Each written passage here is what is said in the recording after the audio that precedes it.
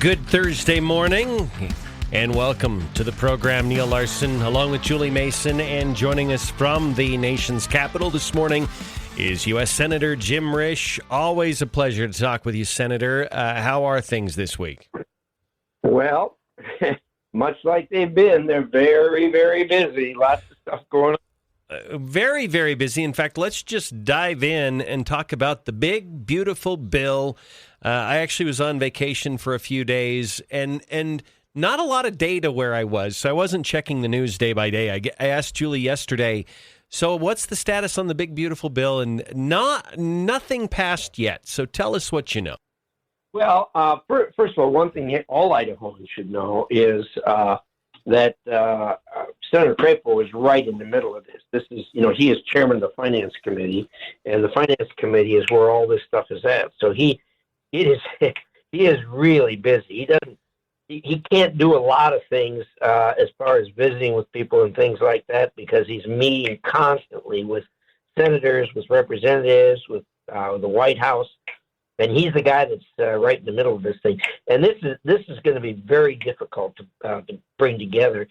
I've been doing this a long time, and this is one of the heaviest lists I've ever seen, and it really gets complicated because of the Senate rules and the relationship between the House and the Senate. Either one of the bodies could resolve this, but when you put the two together, it isn't just doubly hard. It goes up by magnitudes of a lot more. So there's not a lot I can tell you now, except that we meet on it regularly and talk about it. It's got a lot of moving parts in it. It's the number one thing is that it does is it makes permanent the tax cuts in 2017, President Trump's original tax cuts. Yeah. And he went that above and beyond all. And he's right on that, and we're trying to help him every way we can and get it there. The second step is to work with the budget and the appropriations because we're going in debt $1 trillion more every 150 days, and it's accelerating, and this is staggering. It just can't go on. So you put those two things together, and it becomes more difficult. And then on top of that, you have all the other things that President Trump wants to do and that we want to get done for him. So this becomes really, really complicated, really difficult. If I didn't know better, I'd say that this is impossible. It can't be done. The problem with that is it has to be done. If it's not done, the government gets shut down and a lot of other stuff, bad stuff happens. So is part of the calculation, Senator, and forgive me for jumping in here, but we know that there are members of Congress on the other end of the Capitol, like Thomas Massie, that are just voting against it. It's kind of the libertarian wing. They joined the Democrats for very different reasons, but their vote is identical, and it's a no. Do you have to calculate that into the negotiations on the Senate side, anticipating how it's going to play on the House side? Is that part of the complexity? Absolutely. Let me give you a simple example of that, and there's a whole bunch of these. I don't know if you know what the SALT deduction is, state and local taxes. It's called SALT. Very important to states that are high-tax states like New York. And there's a half a dozen congressmen from New York that insist that they reinstate the SALT. It used to be SALT was unlimited deduction, and it was reduced to $10,000 in the 2017 redo of the tax things that Trump did. So it's $10,000 now, and you've probably seen it on your taxes, where you can your property taxes can only and some other tax deductions can only go $10,000. Well, they wanted go back to unlimited, which isn't going to happen. But they compromised in the House, and they raised it from $10,000 to $40,000. Well, you got people in the Senate or in the House who say, if that changes, if it comes down from 40,000, I'm not going to vote for it. We got people in the Senate saying, well, I'm not voting for any SALT. I hate the SALT deduction. Those states that tax too much should reduce their taxes, blah, blah, blah. But in any event, the difficulty here is the Democrats are out of this. O-U-T, out. So that means the Republicans have to pass it. And in order to do that, we have to have almost unanimity. We got a 3-vote margin in the Senate, but Rand Paul won't vote for anything, so we're down to a 2-vote margin. Yeah. In the House, they've got a 3-vote margin or something like that, and Massey won't vote for anything, so that narrows their margin. And so, yeah, it's tough. It's really difficult, and Mike needs to get a lot of credit for this, and he doesn't sleep much. So I hear your frustration, Senator. So I'll ask you this really quick follow-up, and then we'll get on to other things. But how do we teach our libertarian friends the Reagan-esque principle of half a loaf is better than no loaf at all? Yeah, most people get that. The vast majority of people get that. Others just they're virtual anarchists. I mean, they want to burn the place down. And look, if with that, if you try that, you're not going to be around very long. The people elected us as Republicans to govern, and they want to see governance. And it's not governance when you don't resolve problems. And when you do resolve problems, you usually have to give something to get something. And that's there's people that you're absolutely right on this. People just refuse to accept that, and it makes things tougher, no question about it. All right, Senator Risch, let's move on to a different topic. And I'm not sure how much you can share with us at this point, but it was announced last night that non-essential staff is being removed from the embassy in Baghdad. We've heard that other personnel has been removed from the Middle East. During the Met performance last night, Donald Trump said that there was absolutely no way that Iran can end up with a nuclear weapon. Can you give us any insight on this escalating tension between Israel and Iran? You raised 2 points there. Number one, that Iran can never have a nuclear weapon. That is our stand. That is Israel's stand, and it has been for a long, long time.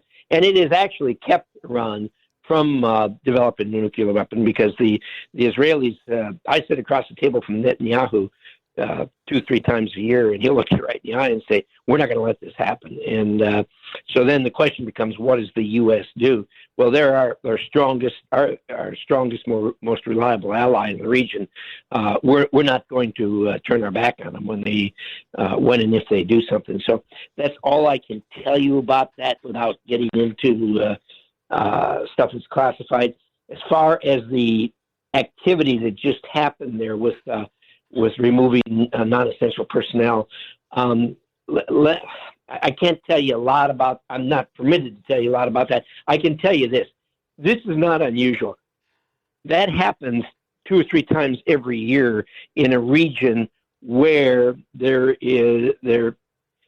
are facts that conclude you to believe there could be a problem there.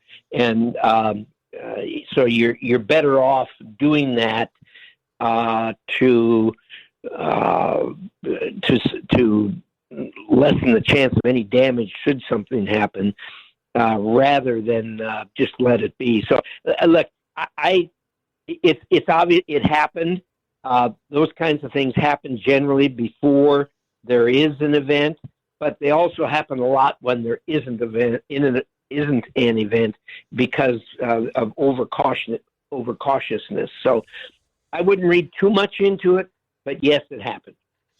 All right, we're talking with U.S. Senator Jim Risch. Senator, let's shift to what's happening in Los Angeles and other communities around the country. It seems to be kind of centered in Los Angeles, where there are riots and there is violence. The Democrats are insisting there are no riots and there is no violence and it's mostly peaceful. And President Trump is being very proactive in making sure that these cities don't burn down like they have in the past. What is your take on what we're seeing in Los Angeles and other places around the country? Well, these idiots that are on TV, the mayor of Los Angeles gets on and says, look, there's nothing happening here.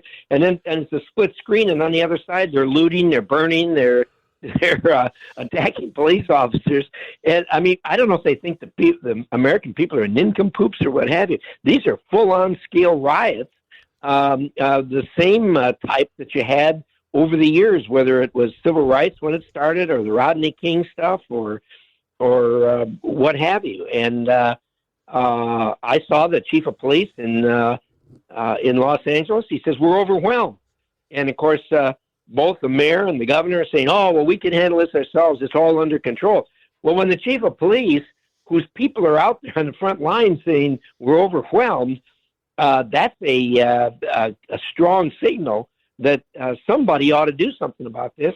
And we have a president who likes to do something about something when he can. And so he did what he did, and bless him for doing it. Okay. All right.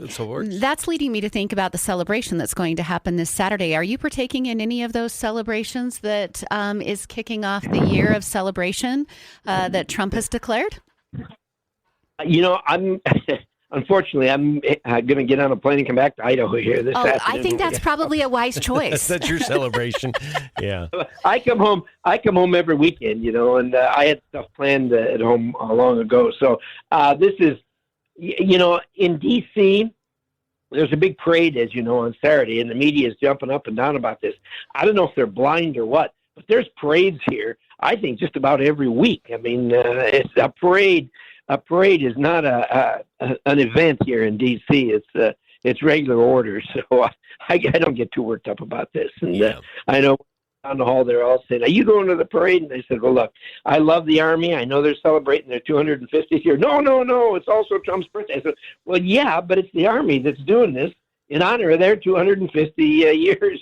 Well, they don't want to. They're not interested in logic. So anyway." I don't. This isn't high on my worry list. Yeah. Senator, last question. Of course, we have a midterm coming up next year. How are things looking for GOP prospects moving ahead? What does the map look like, and how are you feeling in terms of optimism for the Republicans in the future? Well, look, this is really, really important because we have the presidency plus both houses. And you really, to get stuff done, you really need that.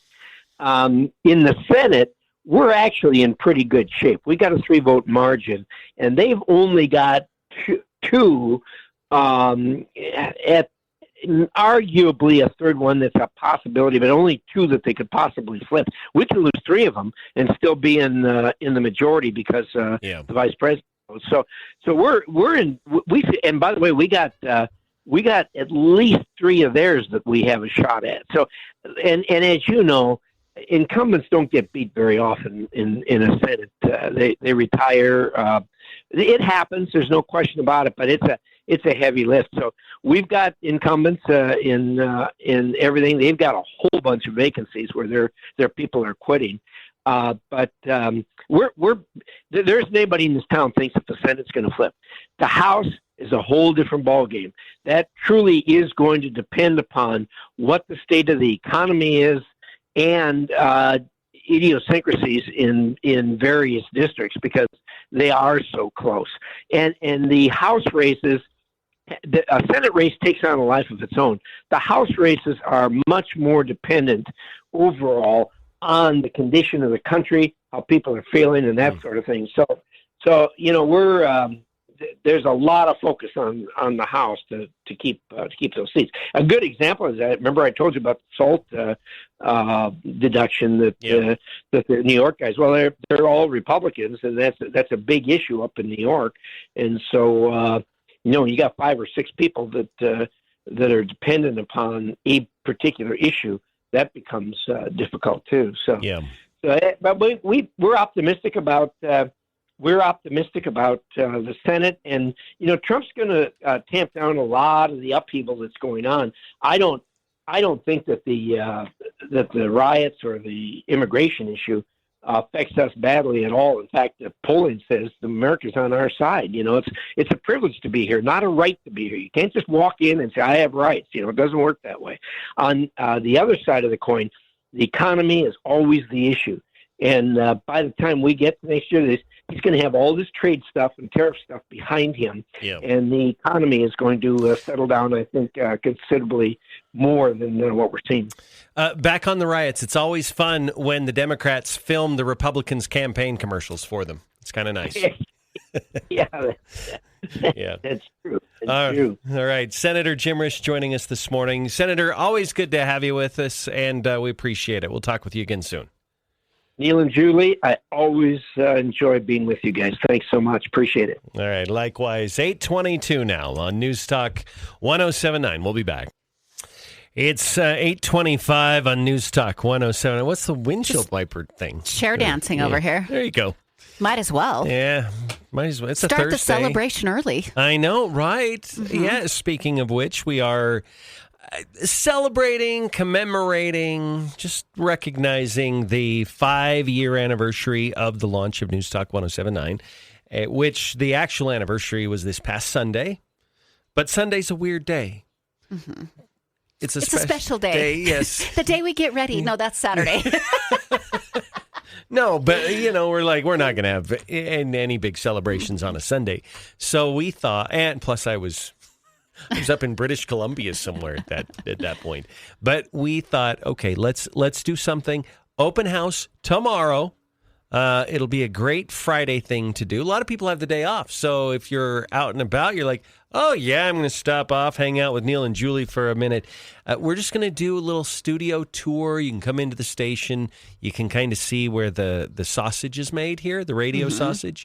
And we'll have some little sandwiches and cake and treats that you can have. And if you'll let us, we'd love to take a picture with you and record your greeting. And just kind of letting us know what you think of NewsTalk 107. So if you really dislike us, now's your opportunity to come in. It can be on tape. Let it be heard. You guys are morons or whatever. We're not going to govern what you say. Yeah. So come join us, 854 Lindsay Boulevard. It's across from Jakers, right there on the Snake River. And we would love to have you be with us for our 5-year anniversary. Yeah, I feel like, and we in our meeting today, right now we have several music station bands in our parking lot. And we're going to probably want to have those moved out for this to accommodate the line of people that will be all the way down to probably Applebee's. Probably. So, of course. Yeah. You know what? Don't fret. If it is down to Applebee's, we'll work the line. We'll walk on down and meet you. That's true. Yeah, we'll do that. We'll film every minute of it too, so it'll be fine. No, we're planning for 100 to 200 people. Yeah. So come say hi. Yeah, it'll be a part of a party. It will be fun. What I really like about stuff like this, Julie, is, and we've seen this at different events that we do. A lot of times we're broadcasting and we're busy, but people kind of form their own communities and relationships. Oh, sure. And we even have like a Facebook group. I feel like we're the least popular members of that group because they've created their own dynamic. We're peripheral at this point. Yeah, right, we are. And it's a Neal and Julie Facebook group, but we're anyway.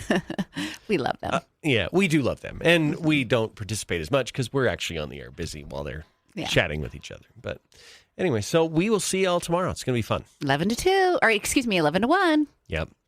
Okay, it's 8:28 on NewsTalk 107.9. Mitch McConnell. I thought Mitch McConnell retired, but he's still plugging away. He is, and still has some annoying moments because he's very Mitch McConnell. Yeah, he really is. Listen to this. He's talking with Defense Secretary Pete Hegseth. Secretary, probably won't surprise you, but I'm going to start with Ukraine. And I'm going to ask you a series of questions, but I don't want you to linger on any one of them, but answer the series of questions in one answer. Number one, who's the aggressor and who's the victim in the conflict? Russia's the aggressor. Which side do you want to win? As we've said time and time again, this president is committed to peace in that conflict. Ultimately, peace serves our national interests, and we think the interest of both parties, even if that outcome will not be preferable to many in this room and many in our country. Which side is President Xi pulling for? Well, as was stated by both of you, we obviously understand, unfortunately, under this administration and under the previous administration and the policies they pursued, it has driven Russia and China closer together. So there's no doubt that China would prefer that Vladimir Putin have a good outcome. But it would also prefer a prolonged conflict. that would keep us and other countries tied down and incapable of paying attention to the malign influence of China elsewhere. One thing I'm sure we agree on is we don't want a headline at the end of this conflict that says Russia wins and America loses. And given the fact that all of our adversaries are communicating with each other, that's extremely important if we're going to continue to play the role in the world that the vast majority of members of Congress think we should still play, particularly now that our adversaries are more significant than they have been since the Berlin Wall came down. Okay. All right. My issue here is I think that Mitch McConnell is really trying to define that he's different than Donald Trump and by extension, Pete Hegseth. Yeah. When in reality, the conversation is actually very agreeable. But Mitch McConnell keeps using these phrases. Well, I'm sure one thing we can agree on is there's multiple things you're agreeing on, Senator McConnell. You're trying to create a them-us category here, and there really doesn't need to be one. It should be American, Russian category, not them-us, not Trump and his allies and then me in the Senate. Yeah, that's true. Like he's viewing the conflict line of demarcation is within the American political system, when in reality, this is good versus evil. This is about wanting to stop the senseless killing of innocent people. Yeah. And that's why I say it's not controversial. What he's asking is fine. And I think they're very obvious answers that Pete Hegseth is giving. I don't know if he thought maybe he would say something different. Yeah. But the reality is peace in the region means peace throughout the world. Yes, it does. I also think, and we've seen this, and I'm not sure what drives this, Julie, but it seems like there are some who are hell-bent on keeping the war going. Mm-hmm.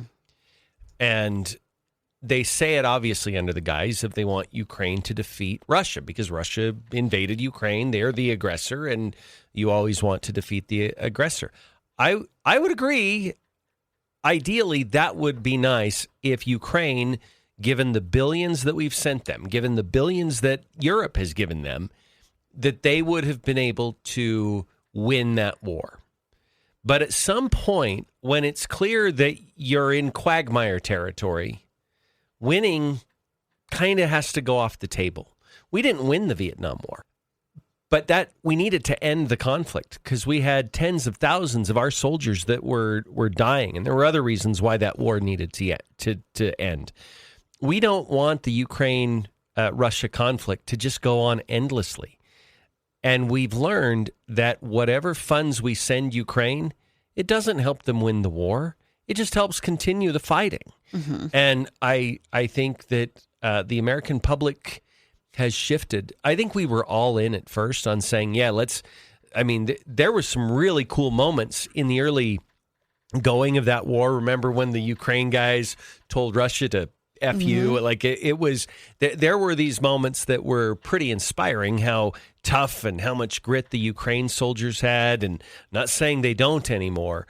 But I think after a while, you realize we have sent them literally, I'm going to use a liberal word, literally billions and billions of dollars in aid.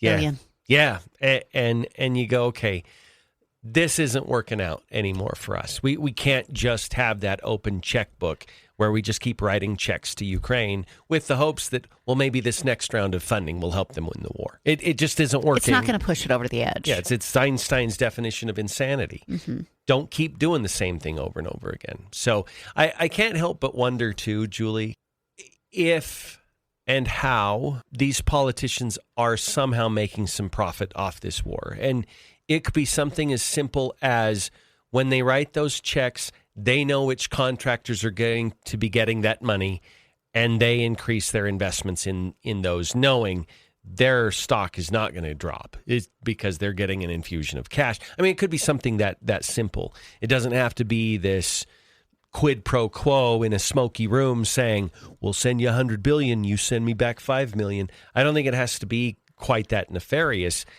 I think they could set it up so that they actually don't do anything, quote unquote, illegal, but they guarantee that their portfolios are going to increase. So their decision making is compromised when it comes to sending aid to Ukraine. Yeah.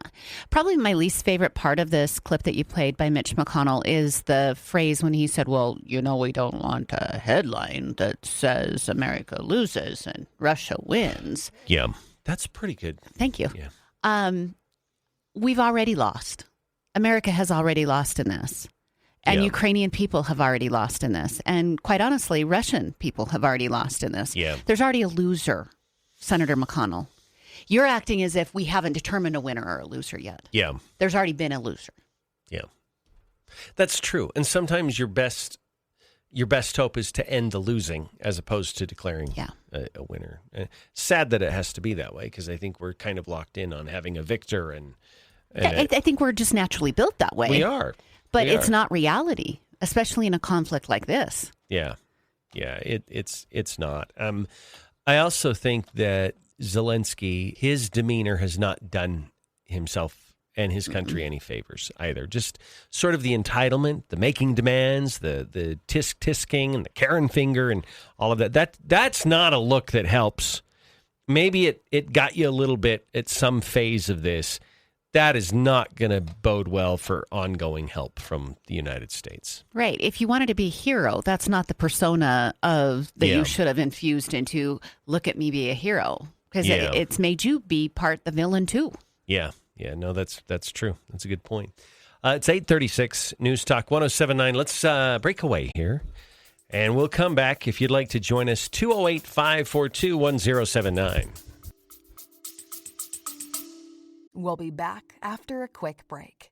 Hey, it's Brad from Now 105.1 and QP99. I'm in the studio here. I love our studios, by the way. Ranger Rick back there. There's Neal and Julie doing their thing. Hey, when you want to advertise on the radio, what do? You call the radio station, right? But what do you do when you want to advertise on Facebook and Instagram and Hulu and Disney Plus and Peacock and the other TV streaming services? You can kind of click around on them and make guesses or read books or take courses online on how to do that advertising. Or you could call us at the radio station. At Sandhill Media, we take care of your local radio and digital marketing. So reach out to us at sandhillmediagroup.com and we'll make sure that your message gets heard and seen wherever your customers are.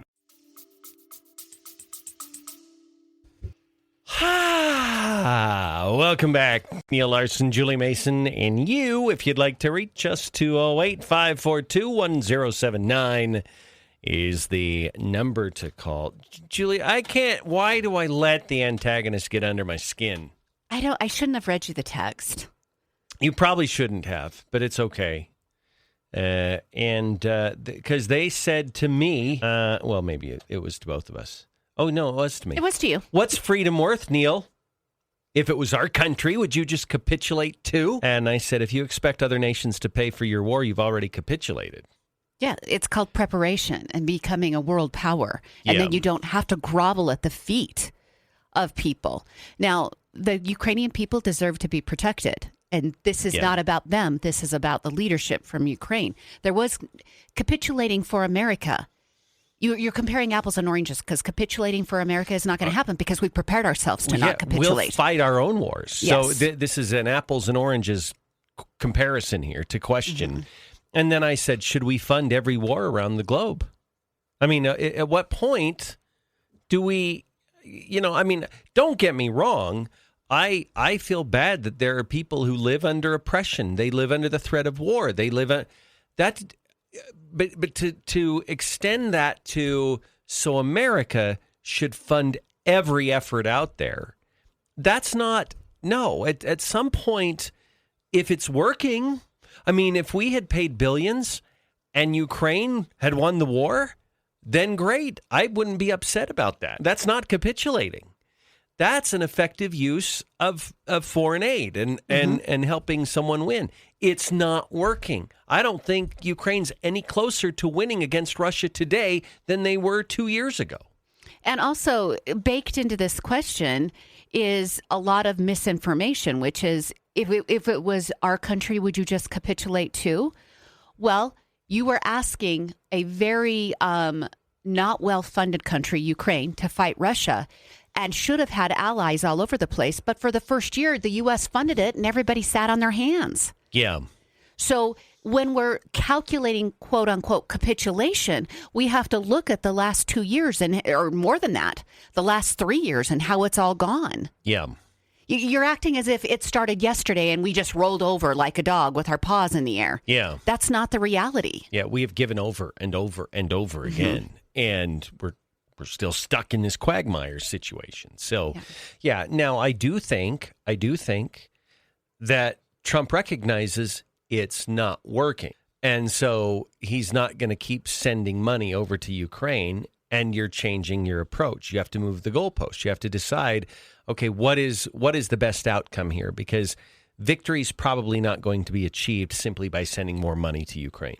Okay, we unless they let us call all the shots and fight the war, but that's going to lead to World War III. So that, we can't send the money over. But here's a problem too. And we found out this was true, Julie. The money that we were sending them, they were using it just economically. Like they were paying for pensions and they were paying for, and you would talk to people and they're like, well, their thinking is if they can keep their economy stable, then they can make the materials for war that they need to fight Russia. I'm like, no, there's too many leaps there. There's not enough direct connection to our dollars being sent there. And especially in a region of the world that is flush with oligarchs and people who are all too willing to have massive, massive amounts of money based on political dollars and corruption. That's so true. And to reference the timeline again of how long this war has been going on, Mitch McConnell in that clip asked, well, has the relationship between China and Russia been strengthened? Yes, that's one reason to, quote, capitulate. Yeah. We got to stop strengthening that relationship. Yeah. We have harmed the entire world by this war going on and this camaraderie to be established between Russia and China. Yeah, you're right. The endless money is escalating it on the other side, too. That's a good point. Yeah. All right. Are you Ukrained out? Sure.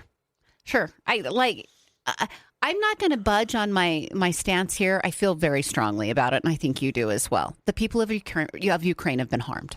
Yeah. Their president, along with the bad look that he's provided for himself, just a few months ago bought himself an estate, I believe it was in the countryside of France.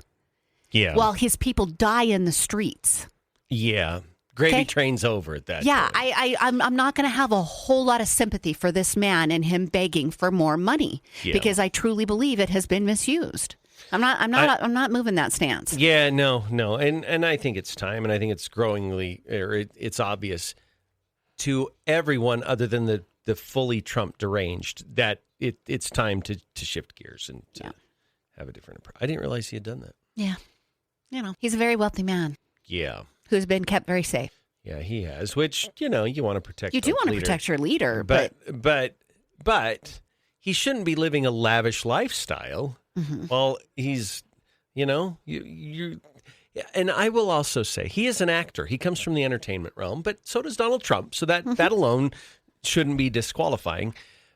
But he kind of wears that army fatigue look, like he's just, but in reality, he's just kind of living this high life. And yeah, I feel like in many ways, it's an extension of his acting career. Well, I think we can use the LA riots to compare the two actors, Donald Trump and Zelensky. When something starts to happen in America, Donald Trump sends in the National Guard. He had the Marines at the ready.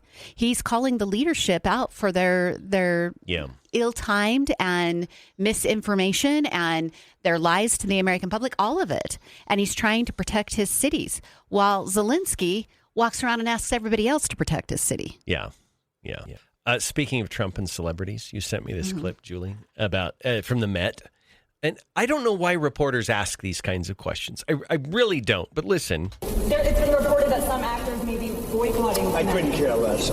Okay, so the reporter says, there's reports out there that some actors might be boycotting. That nobody cares. Yeah, so what? They don't show up tonight at the Kennedy Center. I don't care. Nobody cares that Rosie O'Donnell moved to Ireland. Nobody cares that, what's her name, Ellen DeGeneres moved to wherever she moved to. Nobody gives a crap that a celebrity didn't show up to something. Mm-hmm. Okay, that world that they live in, Julie, is hilarious. When you, on the outside looking in, celebrities think so much of themselves that their absence is a devastating thing to Donald Trump. And Trump was almost irritated with the question. I couldn't care less if they don't come. Mm-hmm. I loved that response. Last night at the Kennedy Center, also, like 4 or 5, I couldn't tell exactly how many drag queens walked in together. They had seats for the performance. And there were people on the left that were making such a big deal about this, that they took the attention away from Donald Trump. Okay, first off, they didn't. Second off, the attention shouldn't have been on Donald Trump or the drag queens. It actually should have been on the performance. Yeah. That's what you were there for. Stop trying to make everything about you. It is so rent-free in their heads. Yep. Yeah. Well, okay, but here's the thing. You have to look at the subconscious layer. When they're like, oh, it took the attention away from Donald Trump, in which they redirect the attention back to Donald Trump. Yep. It's like the morons. They can't get over themselves. And it wasn't a headline today, and they all enjoyed the performance together last night in the audience together. That's what we're actually asking for. Yeah. Stop trying to elevate yourself above everybody else. Yeah. Show up at the same performance and enjoy it together. Done deal. Everything now is just run through the political filters. Yeah. And it's like, how about we just go enjoy a performance? You can be there and I can be there and it can all be good. Yeah, I know. We don't have to have a fight here. Nope. We can just enjoy it. Enjoy the night. It's 8:51 on NewsTalk 1079 208 1079 is the number to call. All right, 8:55 on NewsTalk 1079. Minutes ago, we had Representative Comer grilling Governor Tim Walz. Of course, he's the governor of Minnesota, sanctuary state, about the border. Listen to this. And the reason I ask, obviously, is because I know you watch CNN, and other networks have interviewed a lot of people, including Jean-Pierre and Buttigieg and others that have suggested that they were shielded from President Biden and weren't allowed to speak to him, and that his mental decline was obvious. You never discussed that with Vice President Harris? No, not that I can recall, Chairman. And I, as governor and then being on the ticket, I was probably more concerned with my own debate performance than President Biden's. So no. Let me ask you this, Governor. Do you believe that the Biden-Harris administration secured the border? You mentioned it's the federal government's role to secure the border to protect Americans from illegals entering the country, I guess. Do you think they did a good job of that? I think the border has been broken for a very long time through many administrations. It's one of the reasons why Vice President Harris was advocating so strongly for the bipartisan bill. Did she mention her role as the border czar when you all were out campaigning? Or? Not that I can recall, other than that we talked about the need to pass the bipartisan border legislation that would have done many of the things that, as a governor, I know would have made our jobs easier. But President Trump secured the border without any legislation. I mean, that was kind of a myth that was in the media and a Democrat talking point that we needed legislation to secure the border. The border's secure. Everything's fixed. That's step one. Okay, I got to stop there. That moment when Tim Walz says, so everything's fixed? No, but it's far, far better than it was under Biden. Yeah, you were sitting there waiting for what he touts as amazing bipartisan legislation. It wasn't. It didn't get passed, and there was a reason it didn't get passed, because it didn't need it. Trump could do all of it without. You had the option. The Biden administration had the option. Kamala Harris, as vice president, could have lobbied for that. Yeah. She did not. You know, it's interesting that you have Democrats still using that talking point, because Donald Trump has proven you didn't need that magic legislation that they were floating back then to do good work on the border and to not seal it up 100%, but it is far better than it was before. And that has been demonstrated. Like, the border crossings are down to a trickle compared to what they were before. So I don't know why they go there, because it is so easily refuted that you didn't need their magic bill to handle immigration. Yeah, and can I skip back to the beginning of the clip where we were catching it, and he was saying, well, I was far more concerned with my debate performance than Joe Biden's. Well, there was many weeks between them, and you should have been concerned as a Democrat with what your president was doing. Yeah. That's not it's not a good excuse That's a weird, to not be concerned. Yeah, well, that would be interesting to look at the dates of the Biden debate versus Tim Walz, because he's, in one sense, he's saying, well, I can't talk and chew gum at the same time. Yeah. They were weeks and weeks apart. I'm so busy with debate prep. I can't worry about how our government's doing. Right? It's so weird. All right, it's 8:58. We'll take a break here. We'll be back after the news for hour 2.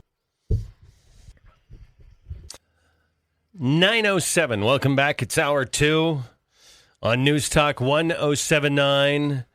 We've got the 4-string quartet ready. We've got the caviar ordered. We've got I think we have one of those ice sculptures that will be out front for our open house Valet tomorrow. parking. Yes, valet parking. Tuxedos have been, all of it. It's all ready to go for our open house tomorrow. And, no, it's not going to be swanky like that. But we are going to have some sandwiches for you. We'll also have some cake and just an opportunity to come in and hang out. And not for we may have a lot of people here, but to come in, chat for a bit and take a picture and record a greeting if you'd like. But swing by our studios tomorrow for our open house as we mark 5 years of being on the air. We launched Crazy, June 8th. right? 5 years? It is crazy. Yeah. It is crazy. And we launched June 8th of 2020 as the pandemic was getting underway. That was a crazy. Yeah, it was crazy a crazy time. For But kicks and giggles, Neal threw in a heart attack in the middle of all that, so that was fun. I did have a heart attack 8 days before the launch. And the general manager was like, "Look, we can delay this launch. Your health is more important than that." And I'm like, I don't think so. Everything was pretty much close, ready, Almost finished. And so we went ahead and did it. And so yeah, it was good. I will tomorrow as we approach that, I'm going to find some of the imaging that we used to launch that. And imaging just means like promos, and when our voice guy talks, that's imaging. And some of the things that we did. And I want to play that to see if we've lived up to the standard that was set by that. Does that make sense? How well have we done? So can I go ahead and say we have? Our second guest launching was Governor Brad Little. That's right. He was our last guest at our previous employment. Yeah. I mean, that is the highest office in the state of Idaho going, I'm following these guys wherever they go. Yeah, we'll do that. And quite frankly, our criticism of the governor was the catalyst that led to our exit from our previous place. Absolutely. But he still trusted us enough to interview him and to have him on. And in a way, kudos to him for allowing that. Yeah. But at the same time, I have always wanted any politician to believe that they were going to get a fair opportunity to make their case, even if the line of questioning was difficult, even if we've been critical of them, and we've been critical of many a politician. But they are always welcome to rebut what we have to say, and they'll have plenty of time to do it. We may ask follow-up questions, but we will not censor them. And I feel like that's probably the healthiest approach that we can have. We don't want to stifle the voices of politicians, but we do want to respond to them. And we want to let them be heard and then have our take as a follow-up. So, especially during a pandemic. Yes. We had just it was April 20th. The interview occurred on April 17th.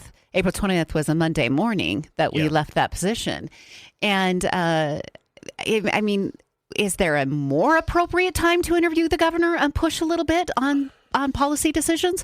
I don't think so. No, I don't think so either. Yeah. And as, again, I feel like I'm humbly bragging about NewsTalk 1079. Tomorrow, we have Attorney General Raul Labrador on. He'll be joining So us. the guests have just continued for 5 years. We had Senator Risch on today. We have Senator Crapo on almost every week. So And during the course of the of any legislative campaign season, candidates galore. I'm choosing my words rather carefully. Yeah. Candidates galore, though. Like I feel good about our efforts and what we strive to do. Not that everybody agrees with us. We have we have politicians that will not speak to us. Sure. And we ask them, and many of them decline. They don't like the criticism that maybe we've thrown their way in the past. But the invitation is always open for them, and if they want to, and that's fair. We have been critical of some politicians, but the reason for that is because what they seek is political power that is bestowed upon them by the voters. That is where much is given, and that if there's anything that's much here, that's much. Where much is given, much is required of them. Mm-hmm. And so we scrutinize them very, very heavily into how the job that they're doing. Are they being true to their constituents? Are they using their position for personal gain? Are they, and I think... Are you following the laws? Yes, absolutely. Are you consistent in what you promised your constituents and your voters and what you're delivering? Mm-hmm. All of those questions are fair game. And through that entire process, there are moments when we have been critical because we don't think necessarily they are living up to all of those standards. Right. I guess those politicians can call it critical. I'm sure that's what they can say about it because it probably feels that way on their end. I don't think it's critical to ask a politician how they're going to vote on ranked choice voting. No. It's a major change to Idaho.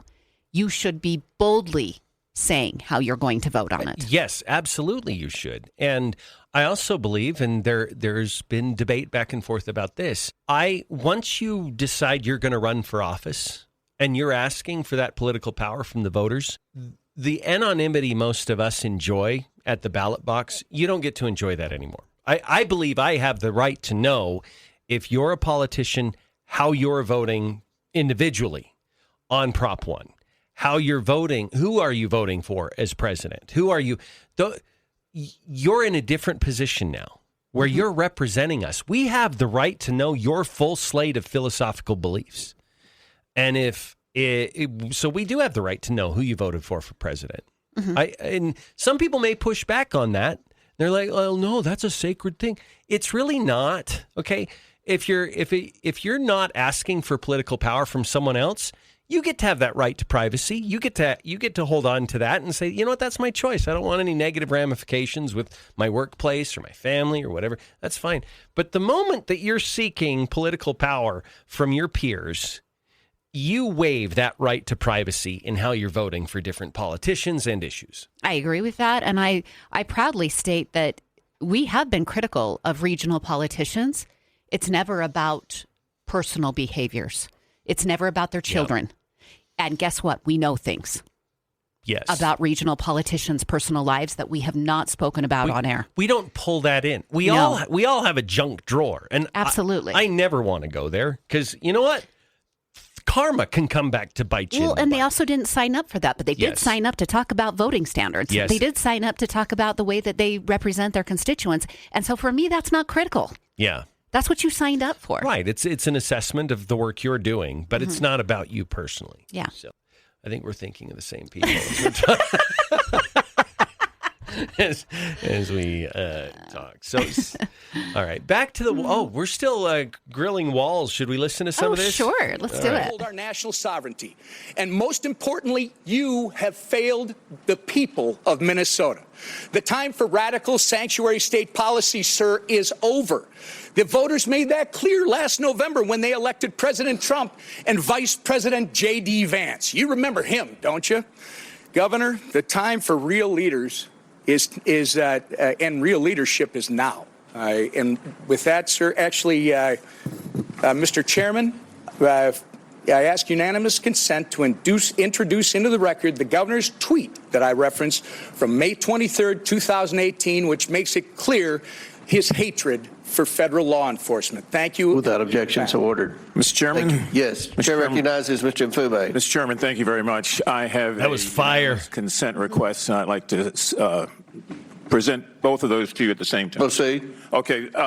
I ask unanimous consent that we enter into the record an article from The Hill. Does he look scared to death to you? Yes. Governor Walz. He looks terrified. Yeah, he does. He looks very, very uneasy right now. Politics. Okay, so they're not going to get any tough. He's not going to get any tough questions from Kwesi Mfume, but fellow radical Democrat. Yep. But so that was Tom Emmers, the guy grilling him earlier. He is a Minnesota member of the House, and so they share the same state, and so he has the legitimate cred to go after Tim Walz. Absolutely. So yeah, and Tim Walz just didn't. He kind of sat there with kind of deer in the headlights. Yeah, he looks terrified, as he should be. I mean, he hasn't supported the police. He's been on a defund the police movement. He's been on a wanting to create a sanctuary state. He's on the other side of the issue here, and that's why he's getting grilled, is because these are governors from sanctuary states, and Congress is asking them, why are you choosing this? You're going against the federal government. Yeah, and that's a very good point. And you know, if the tables were turned, they'd be all in on going after Republican governors for defying the federal government. Yeah. So. Yeah, okay, all right. 208-542-1079 if you'd like to join us on the program this morning. I saw there was a little story yesterday, Julie, and I can't remember what this is called. It hasn't made a lot of waves, but about the Democrats in Idaho are launching some campaign to win back some seats. Good luck. Yeah, good luck. Good luck. I go for it. Do you remember that story? I think it was in the local news read. It was in the read. Yes. I'm going to get the name of it because my thought as I read this was, isn't that called a political party and an election? Isn't it already in existence? It just seems like it's already there. So Idaho Democratic Party has launched a new initiative called All In for Idaho. All In for Idaho. The party, because we haven't been up to now. Yeah. The party states the strategy aims to challenge the state's Republican majority in the 2026 elections by focusing on candidate recruitment, grassroots organization, and voter registration. How is that any different than anything else before? Mm-hmm. Well, and I love that it's All In for Idaho. They always pick these names for the groups. Yeah. Reclaim Idaho. Take back Idaho. That's true. All In for Idaho. How about this? Can we play? Mm-hmm. We won't even charge for our consultancy work right now. Okay. How about you toss aside your crappy ideas? It's like serving stale bread, but naming it something different and go, it does taste better this time. It tastes better, I promise. No, it's still crusty and gross and dry. Right, it's the same. No, thing. but I renamed it so it tastes different. I put the moldy bread in a different bag. Okay, here's a bit of a longer story. It's a press release from the Idaho Democratic Party. They announced the launch of All In for Idaho, a bold new strategy. that marks a historic step toward ending one-party control and lays the groundwork to compete in races across the state in 2026. The initiative focuses on recruiting local candidates. I think they've already been doing that. Investing in grassroots party infrastructure. That's what your party is. Expanding the electorate and holding honest conversations with Idahoans about the future of their communities. So I will say this, and I mean this genuinely. If you continue to be for killing babies, that's going to be problematic with many Idahoans. If you continue to support socialists like AOC and Bernie Sanders, and you show up in a very enthusiastic manner and posting selfies on your social media, that's going to be problematic for most Idahoans. If you defy Idaho laws and fly a flag anyway, just because you don't like the law, that's problematic. If you robotically oppose any efforts whatsoever for parents to have choice in education, that's going to be problematic for you. So all of this stuff about packaging, you're not even addressing the real issue. You're not. You're not and sorry to mix the metaphors here because we know the GOP mascot is elephant. But if you really want to address the elephant in the room, I go back to what I said kind of flippantly earlier. It's your crappy ideas. That's your challenge. That is the reason why you cannot get elected in Idaho, is because you stand and align yourself too closely with the national party and what they stand for, and the craziness that they've become, and you will not separate yourself from that. And that is your problem. You can come up all in for Idaho. Next year it'll be, we totally love Idaho. The year after that is, I don't know, what's another one? Reinvent Idaho. Reinvent Idaho. Well, somebody on Facebook Live says, stick it to Idaho. Yes. That's a more appropriate naming of your group. Yeah, that's true. When your values have no alignment much at all with Idahoans at large, you're just going to have trouble. Yeah. So that's a hard truth for them. It is. And I'm fine that they have a different agreement or a different idea of values than I do. We live around people who have different values than us all the time. Yeah. I just get tired of them faking it. Like all in for Idaho. Yeah. What does that even mean? What does take back Idaho mean? You're making up phrases when you didn't actually ever have Idaho, but you're going to take it back? Yeah. Or reclaiming Idaho from what? Well, you had to, your property wasn't seized and you had to go get it back. Mm-hmm. All in for Idaho, what? You weren't in for before? Yeah, it doesn't. It's, you get on life support, so all of a sudden, I'm going to really do it now. It's a meaningless. It's a meaningless. Just be honest. Yeah. Just be honest. Be proud of your Democrat Party. Okay, so can I read another paragraph from this press release? The campaign builds on progress made in 2024 when Idaho Democrats ran legislative candidates in all 35 districts for the first time in decades. Okay, progress is when you win. It's great. Hey, we got somebody that announced. We put somebody in the swimming pool who can't swim. This is too and easy. They've got floaties on their arm, but we did it. This is too easy. Yeah. They really think that's progress. Now the goal is to go further. Contest every statewide office. Mm-hmm. Expand the slate of local candidates and make sure no community is left behind. Already more than 2,000 Idaho Democrats have expressed interest in running for office, including teachers, veterans, small business owners, and parents who are ready to serve their communities. Mm-hmm. Look, they're putting as much lipstick on this pig as they can. Yeah. They're at the makeup counter at Dillard's. They are. That's true. They are. They got pallets of Maybelline. They don't sell Maybelline at Dillard's. Okay, well, like I'm going to know that. So can I help our troll a little bit here? Yeah. Because this person's really struggling following the conversation. Do we have more trolling here? Okay. The troll says, but a convicted felon with 6 bankruptcies isn't problematic.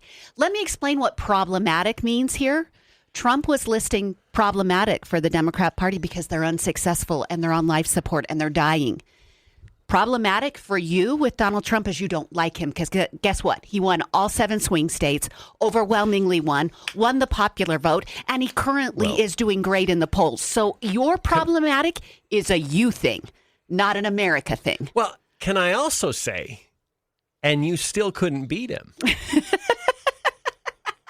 No, I'm serious. So true. What he thinks is problematic was not problematic. And when you write it out, it sounds problematic. But how does that make you feel to know that what you were offering is even more problematic than that? Kamala and Tim Walz and Biden and the 4 years of the administration was so, quote, problematic. And not only that, they had the media all in on this ridiculous narrative of their 12th felons. And I make the point rhetorically, but I would ask it genuinely. What do you say to that? That you've characterized Trump this way, and you still couldn't beat him. Yeah. What's so problematic about your side? They said that's true, Neal. It's a sad statement. Yeah, it is. That's an issue where you need to start going to the mirror.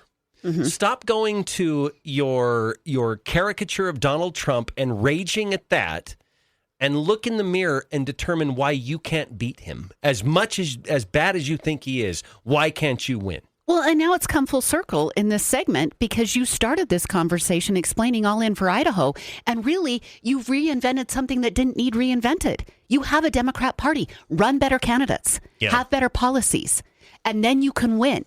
Yeah. You just explained it. That's why it's problematic for you. You do not have good policies. You're harmful to America and to Idaho, and there's a reason you lose. Yes. And there's a reason Democrat cities are currently falling apart and LA is on fire. Yeah. Yeah, it's true. It's true. And putting a different shade of lipstick on that pig is not going to win you anything. It doesn't. Yeah. And hating Donald Trump's with all of the power in your soul. Yeah. Doesn't get you anything either. Yeah. No. Except just a bitter personality. No, it doesn't. 9:27. Hey, really quick, speaking of which, the felon is talking right now. Let's listen. Let's do it. But boy, it's had us tied up in knots for years. And they'd pass these crazy rules in California, and would be 17 states would go by them. The automakers didn't know what to do because they're really building cars for two countries. When you have 17 states, you're building cars for two countries. And I want to congratulate you all, the Senate, the House, the whole thing. It's incredible. I was going to sign a executive order and give it a shot. But the one good thing with this, number one, it holds up forever. And number two, unless somebody votes it out, they'll never do that. And it's just so much better, huh? It's so much better. That's so great. Very proud of you. We're joined today by the great Speaker of the House. I think he's going to go down as a great Speaker of the House, too. I may be wrong. I may be wrong. Who knows? Who the hell knows? I think he is. And he's doing something, the only thing I would say is more important than this one, and I'll tell you what, it's almost close. That's how big this is today. But the great, big, beautiful, I added the word great, I used the word. The great, big, beautiful bill. It's going to be one of the most, I said it this morning to a group, I think it's one of the most important pieces of legislation ever signed, ever approved. So it's going to be something very special. Thank you very much. Speaker of the House, Mike Johnson, thank you. Secretary Sean Duffy. And they had a problem in India today, and you know that. Sean's doing a tremendous job. Secretary Chris Wright, everybody said you'd never be able to get him. He's the most talented man, they say, in the oil and gas industry. I'll let you know in about 2 years if that's true.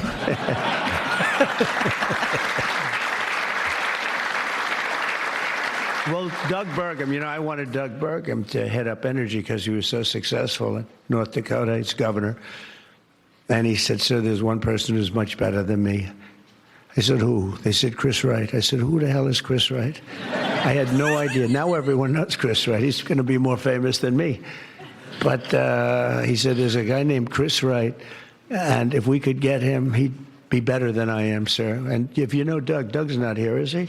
If you knew Doug, he's always working someplace. But if you knew Doug, you'd know that he doesn't say that often. And he did. And Chris, you're doing great. But I don't like the oil prices have gone up just a little bit over the last few days. I was going to call it just really start screaming at you. Are we okay? Nothing wrong, right? It's going to keep going down a little bit, right? Because we have inflation under control perfectly. You probably saw the records. Everyone's on television saying, what's going on here? Trump has proven to be right. All of these things. We've taken in $88 billion in tariffs in 2 months. $88 billion with no inflation. And if we're smart, there won't be. Now, we'd like to get this guy to lower interest rates because, if he doesn't, we have to pay. We have a lot of short-term debt. Obama gave it to us originally, and Biden carried it on. They like short-term. I like long-term cheap debt. But a lot of the debt comes through because Biden, he didn't do it. I'm sure he didn't know anything about it. But somebody approved short-term debt. It's all over the place. And it comes due starting very soon. And if we would lower the interest rates by 1 point, we'd pay about 1 point less. That's $300 billion a year. Can you believe it? 1 point. If he'd lower it by 2 points, we'd pay $600 billion a year less. That's for years, 10 years, 12 years, whatever we make it. But we can't get this guy to do it. And the fake news is saying, oh, if you fired him, it would be so bad. It would be so bad. I don't know why it would be so bad, but I'm not going to fire him. I just want him to, we call him Too Late, right? Too Late is his nickname, like Too Tall Jones. He was too tall, T-O-O. And I just say this because we want to get rid of inflation, and we have. But we're going to be paying more for debt. And all he has to do is lower it. Europe's done 10 lowerings. We've done none. And nobody understands it. Actually, today when the numbers came out, they were so good. You saw yesterday's numbers, incredible. No inflation. Today's numbers. All right, it's 9:32 on NewsTalk 107.9. We are really up against the clock here, but President Trump, he's great, Julie. Mm-hmm. Like he's kind of got this meandering style to him because they're there to talk about this bill signing, and he's off talking about interest rates, but it works. Like there's something about it that it works. So I remember once a church leader said, if you want to give your children advice, a really great time to do it is during family prayer. Because you're talking and they're listening, hopefully, quietly. He's doing that here. He wants those interest rates lowered. Yeah. He's using this moment in front of the microphone to get a point across that wouldn't work in other areas because nobody would be listening, but they're listening right now. Yeah, that's true. That's true. It's like he sees an opportunity that maybe others wouldn't. All right, 9:33 on NewsTalk 107.9. Got to take a break, but we'll come back up to this. Okay, I'll be right. I drank all that. Oh, I'm like, what? I also was worried you were going to pull your earphones off. Oh. Am I on Facebook Live? Yeah. Okay. He backed up so far in his chair. I'm like, those earphones are going to get ripped off of his head because they won't pull the place we plug in our earphones into is very tight. It's not like when you yank on the vacuum cord and it comes out of the outlet. It would actually pull the earphones off of his head if he went backwards too far. All right, you guys are all coming? We have so much food. Come eat lunch. We have so much food. We have cookies. We have cake. We have sandwiches. We have there's so much. So please come say hi to us tomorrow. 11 to 1. Lisa said she's coming down and she's going to try really, really, really hard not to get a speeding ticket this time. Well, she actually didn't get a speeding ticket last time. She just got pulled over and then got out of it. But look, we gave you a window of 11 to 1, Lisa. So even if you are running behind, you don't have to speed because you have till 1 o'clock to get here. We can't wait to see you, Stephanie. Super excited. We have a great guest for Studio 4 Covers tomorrow, a local artist named Taylor Brunson. She hasn't picked her song yet, but she has a very vibrant social media if you want to look her up. She's so good. I don't have a guest for the next weekend yet, or the next Friday, but the Friday after that, we have Amber Beck coming in to sing the Star Spangled Banner because it will be the Friday before the 4th of July.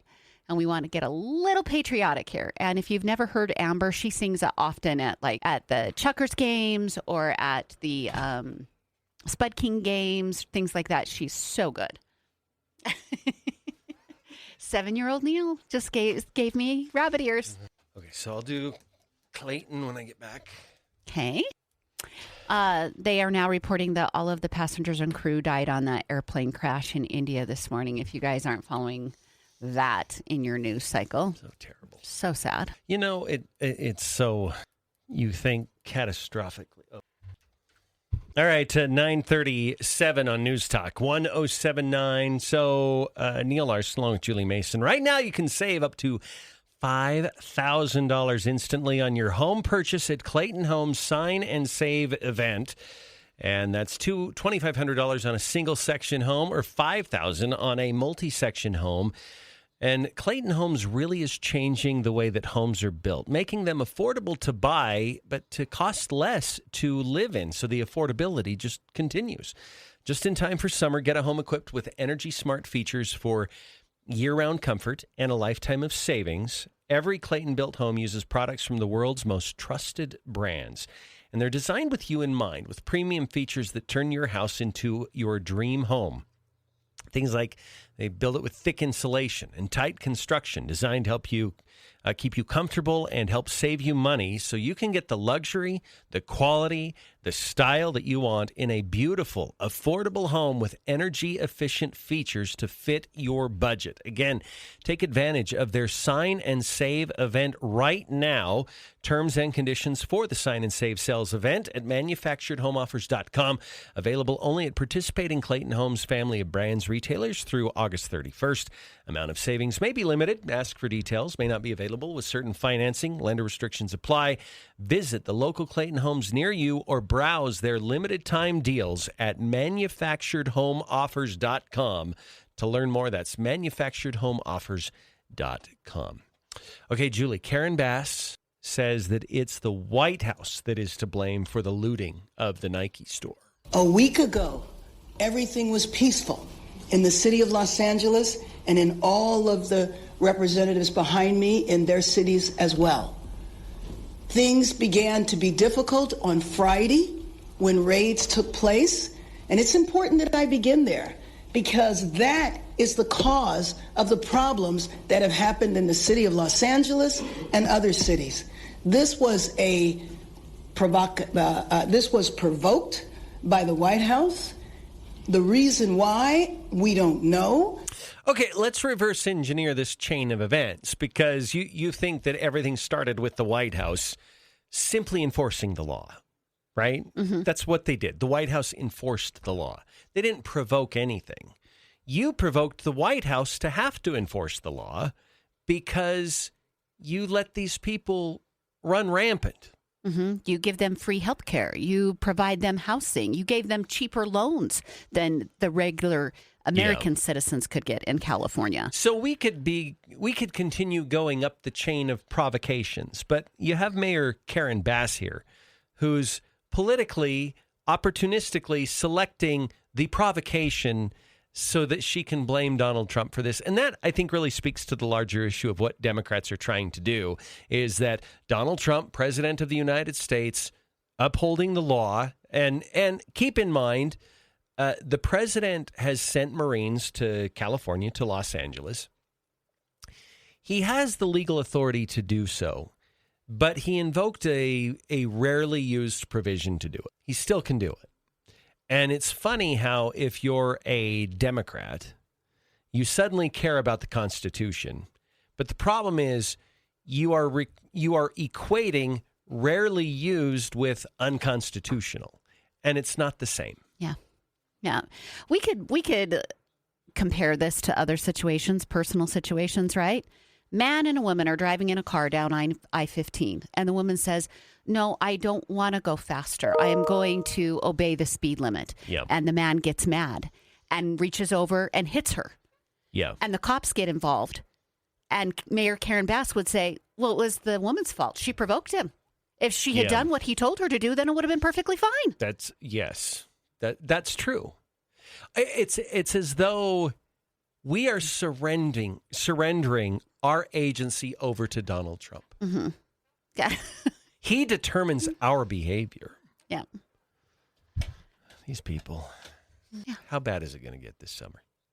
I am a little worried about Saturday. I'm not worried in Idaho, and I'm not worried in multiple states. I was telling Neal that Governor DeSantis came out and told people in Florida, this is what will happen to you if you take these protests too far on Saturday. Yeah. He's already laid it down.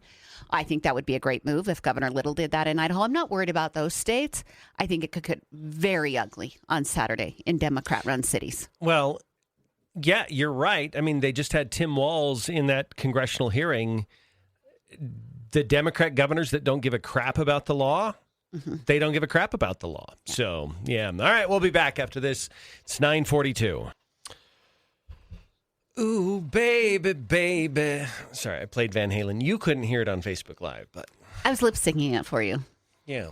Because I wasn't sure my mic was on or off. I didn't look. And I was like, I better be quiet. Yeah. Apparently Trump said the Biden administration must have hated our country. I think that's true. I really think the radical Democrats hate our country. I think so. They're not patriots. No. Yep. I keep thinking about Governor Walz. I know I said that he looked terrified. he looks so terrified. I actually kind of feel bad for him. This man is not equipped. How did he win governor? You know what? This is a mystery to me. I don't find him visually charismatic at all. I don't find his personality charismatic. Like, he speaks pretty fluently, and maybe that's part of his shtick. But what does he offer? Like, what does he put forward that makes the voter go, I like that guy. I want him to be my governor. And he speaks fluidly, but it's not intelligently. It's kind of dippy. Yeah, he's dopey about it. Yeah. And so I don't know how he got there. And it's clear when in the spotlight he fails. Yeah. I mean, we have time and time again. Okay, wait a minute. This conversation is making me think maybe we're missing the point here. He was supposed to be dopey. Maybe they engineered his victory. Yeah. Because he seems like one of those personalities that's very controllable. Mm-hmm.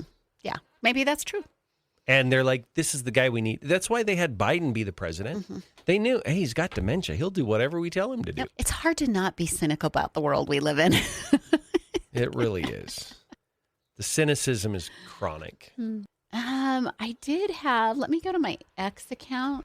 I had something I wanted to talk to our Facebook Live audience about. I saved it. But do you think right now I can remember it? No, I can't, but I will. Okay, there was a Fox News headline that said pizza, chocolate, and donuts among the foods you can bring on a flight. I didn't know there were foods that you couldn't take on a flight. I've never heard about that. I mean, I've been like grossed out before because somebody will bring a really stinky entree or whatever on that they got at the, a restaurant or whatever in the airport. I didn't know there was a list that you couldn't take. Yeah. 60 different food items are listed in terms of the items travelers may pack in their carry-on bag or checked luggage. With some restrictions on particular items. So you can take pies, cake, pizza, solid cheese, and chocolate, cooked meat, cookies, crackers, candies, and cereal. Who's putting that stuff in their bag? Tamales. You can take tamales. Coffee, creamy cheese, canned foods, gravy, ice cream, and hummus are allowed to be carried on if the items weigh less than 3.4 ounces. Hummus haters. I need more than 3.4 ounces of hummus. Okay, I'm not even going to take debate. I'm just going to let you have your minute here. Who's carrying gravy around? You don't take gravy on flights? No. What's wrong with you? You know what I take? What? Red licorice. That's my expanse right there. I don't think I'm testing TSA in any way. Okay, so on the trip to Alaska, Steve stopped by Costco and bought the 55-gallon barrel of red vines. You guys finished it, didn't you? No. Oh, you didn't? No, that's the point I was going to make. I know this comes as a surprise. We looked in it when we got up to Anchorage. It didn't even look like we had hardly touched it. That's crazy. And we did have quite a bit of it. So 9:47 on NewsTalk 107.9. Neil Larson along with Julie Mason. And President Trump still speaking at the bill signing at the White House. The bill that he is signing essentially is going to kill California's effort to ban gas-powered vehicles. And we're just kind of paying attention to the headlines here. He's saying that they don't even have enough electricity as it is. They have brownouts every summer. How are they going to handle more electric car infrastructure to charge these EVs when they can't even keep up with the current demand? So, and then I have a question. When you have a massive Palisades fire like you just experienced and which you're not mitigating at all, they will have another. Yeah. So when you have that and all you have is electric vehicles and the power is out for days, how are you going to take care of your state? I don't know. Just one of those questions needs to be answered. I don't know that Gavin Newsom even cares. Mm-hmm. It's just, do you see how virtuous I am to your green religion? Do you want to know how jaded? Today's the day to be jaded, apparently. We're pretty cynical today. But I look at this and I'm thinking, when you look at Gavin Newsom, I mean, he was sort of a tyrant through the pandemic, but he can eat at the French Laundry. Mm-hmm. When you look at the situation with just the filth on the streets of San Francisco, but they somehow find the resources to clean it up when the president of China, the communist leader of China, comes to visit. When you consider what happened in the Palisades fire last year, and they didn't even have a reservoir full. They couldn't even get the water to put the fires out. I think with some governors, competence is a political strategy. I think with some governors, they don't even consider having competence as a political strategy for them, because they can be. You look at him. He is incredibly magnetic. Mm-hmm. Like he's good on the stump. He's good when he's talking one-on-one. He can make you feel like he cares about just you. And usually when he points to his phone and he says, I am literally talking to the president of the United States right now, he doesn't expect you to be smart enough to follow it up with, let me listen then. That lady did, but he can do those things. And then all of a sudden you're like, oh, he's so important. He's talking to the president right now. But he's just good at that part of it. And sadly, in American politics, that level of charisma can compensate for that lack of competence. And that's so I don't even think he cares how this thing turns out. I don't think he thinks about, are we going to have enough electricity if we get rid of all the gas-powered cars? He doesn't care. Competence doesn't matter because he's got the riz. You know what? I guess it doesn't matter to the people of California either. We mentioned in an earlier segment this hour our departure and which from our old work, which enabled us to have our 5-year anniversary party tomorrow. Yes. Here at our new work. But we mentioned that we pressured Governor Little in our last interview at our old work about the shutdowns in Idaho for COVID-19, because I expect my governor to care about the people of Idaho. Yeah. When I was frustrated for athletes and parents of athletes who couldn't go and watch their kids play in state championships, but the athletes could sleep in the same bed together at the hotel. Yeah. They could share, 4 kids to a hotel room. Somehow COVID wasn't going to be transferred that way, but it was going to be on the bench, so they had to be 6 feet apart. Right, and they could slam against each other all sweaty on the basketball court. These are questions that I'm asking my governor to care. Yeah. Care about the people of Idaho, and it was why I was frustrated. I'm asking Governor Newsom the same question about electric vehicles, because you should care. Yeah. About the people of California. He does not. Yeah, no, I don't think he does. I think he cares. I think there's one Californian that Gavin Newsom cares about. Himself. Gavin Newsom. Yep. And I think that he does it by acting like he cares about others. We're going to take a break, 9:52 on NewsTalk 107.9. We'll come back. We'll wrap it up after this. Okay. Trump he's saying California has the most ridiculous laws I've ever seen. Yep. See, this is good. This is a beautiful use of the bully pulpit. I love it. I love it. Yep. I'm so tired of that car shield advertisement. Yeah. I'm over it. They need to get new advertisers. Or make a new car shield. You don't need to get a new advertiser. Just do a different commercial. Yeah. The ads that drive me crazy are just the pharmaceutical ads.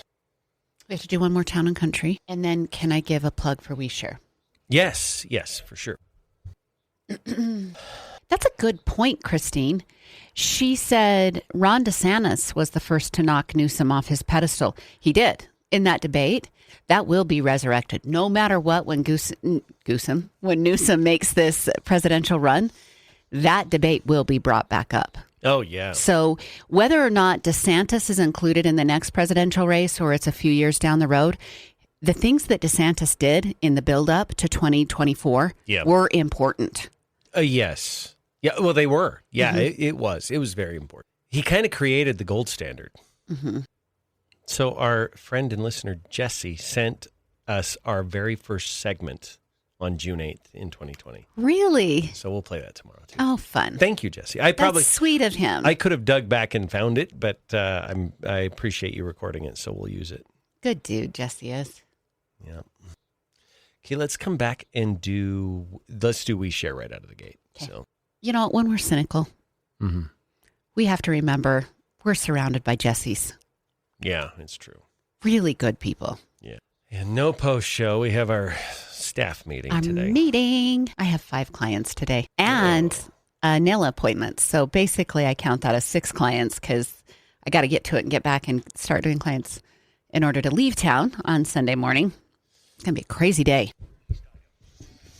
9:56 on NewsTalk 107.9. If you want to catch the latest episode of We Share, Julie's podcast, you should. You should, because yesterday we dropped an episode where we interview local sports legend, regional, I should say, sports legend, John Balgini. He's part of our team here at Sandhill Media. I've had to beg and beg and beg to get this man on the podcast. He just didn't want to do it. He doesn't like being called a legend. He's a modest guy. He is a modest guy. He is, but incredibly funny. Yeah. And told some very interesting stories in his more than 40 years of broadcasting in East Idaho. So, yeah, you can catch the latest episode of We Share on Apple Podcasts, Spotify, WeSharePodcast.com. It's available there, and you're looking for the John Balgini episode. Always funny. We love John. In fact, we have our staff meeting coming up in a few minutes.